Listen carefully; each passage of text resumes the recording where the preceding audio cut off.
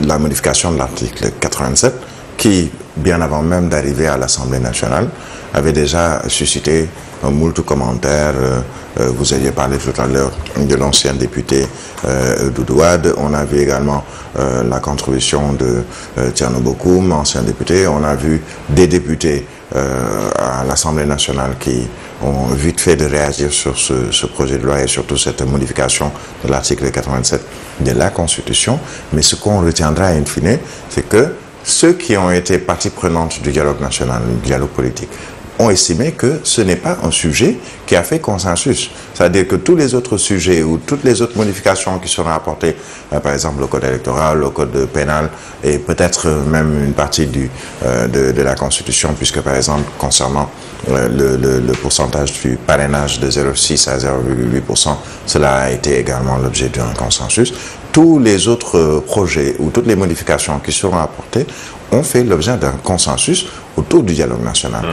Mais pas concernant ce sujet. J'ai vu hier dans les groupes WhatsApp partager les propos du président Macky Sall à l'ouverture du dialogue national pour parler justement de cette modification de l'article 87 pour dire que normalement il devrait pouvoir y avoir une possibilité pour le président de la République de dissoudre l'Assemblée nationale. Mais cela, même si cela a été en discussion, il faut rappeler que sur les différents points qui étaient en discussion, ce ne sont pas tous les points qui ont eu des accords ou qui ont connu consensus. Il y a eu au moins 2 ou 3 points dont pas d'accord n'a été trouvé. C'est peut-être le cas également pour l'article 87. Alors, les députés, de manière générale, n'acceptent pas que tout président qui s'installe ou tout chef d'État puisse avoir déjà que le président a beaucoup de pouvoir, quelquefois même on dira trop de pouvoir, mais si en plus l'exécutif a le pouvoir de pouvoir dissoudre le législatif, ça devient assez, je dirais assez grave et même peut-être inique. Pas unique, puisque cela s'est passé sous, en tout cas dans la modification de la Constitution, sous Senghor, il y avait une Constitution qui permettait au président de la République de dissoudre l'Assemblée nationale. Cela a été modifié avec la Constitution de 2001 sous Maître Abdoulaye Wade qui permettait également la dissolution de l'Assemblée nationale, mais au bout de 2 ans au moins, au minimum de législature. Mais ce que le projet nous disait dans ce cas de figure ou cas d'espèce, c'était que le président pouvait aujourd'hui dissoudre l'Assemblée nationale dans 1 semaine, qu'on organise par exemple des élections législatives pour avoir une nouvelle Assemblée nationale. Dès que ces députés de la nouvelle Assemblée nationale installés, ils pouvaient 1 semaine après ou même 2 jours après dissoudre encore cette Assemblée nationale parce que la Constitution pouvait lui permettre. Mais maintenant, je pense que tous les députés, même de la majorité, ont jugé qu'il ne fallait pas passer cette disposition de la charte fondamentale et heureusement que c'est le président lui-même qui a demandé à ce que cette modification soit supprimée dans le projet de loi. On verra ce que cela va donner. Certains ont surtout estimé que ça pouvait être une bonne disposition dans le règlement ou dans la charte fondamentale pour permettre qu'un président de la République, parce qu'on va vers une élection présidentielle en 2024, que le prochain président de la République puisse gouverner sans qu'il y ait peut-être des difficultés au sein du législatif. Parce que quelles que soient les décisions, le programme, entre autres, de l'exécutif, il faut nécessairement que le législatif puisse suivre. C'est-à-dire avec le vote des lois, le vote des projets de loi, entre autres. Un président qui vient et qui n'a pas réellement une majorité, même infime, à l'Assemblée nationale, peut se retrouver avec certaines difficultés. Et c'est peut-être cet aspect-là qui était un peu expliqué. Mais in fine, je pense que le plus important aujourd'hui, c'est qu'il y a eu consensus autour du rejet de ce projet de loi et le président l'a compris, d'où son retrait. On verra ce que cela va donner puisqu'il y a des rendez-vous à l'Assemblée nationale pour notamment les commissions techniques mais également la plénière. On verra un peu quelles seront les modifications apportées à à cette loi. On verra bien ce que ça va donner donc les prochains jours à venir. Vous le disiez donc, Birahim Touré, il y a eu, en tout cas il doit y avoir donc des rencontres. Les députés sont convoqués en séance plénière jeudi 20 juillet. Ce sera donc pour examiner les deux projets de loi relatifs justement à la loi numéro 10-2023 portant révision de la Constitution justement et le projet de loi numéro 11-2023 modifiant la loi numéro 65-61 du 21 juillet 1965 portant code de procédure pénale. Il faut le dire, le ministre de la Justice, Ismaïla Madior Fall, est donc attendu à l'Assemblée nationale jeudi prochain pour justement donc faire face justement aux députés de l'Assemblée nationale pour examiner ces deux projets de loi. L'observateur candidate à la candidature, Benno implose ou bien l'impossible consensus. Vous voyez donc ce qu'a parlé le journal L'Observateur en politique, Birahim Touré. Jusque-là, on ne parvient pas à savoir qui sera le successeur du président Macky Sall.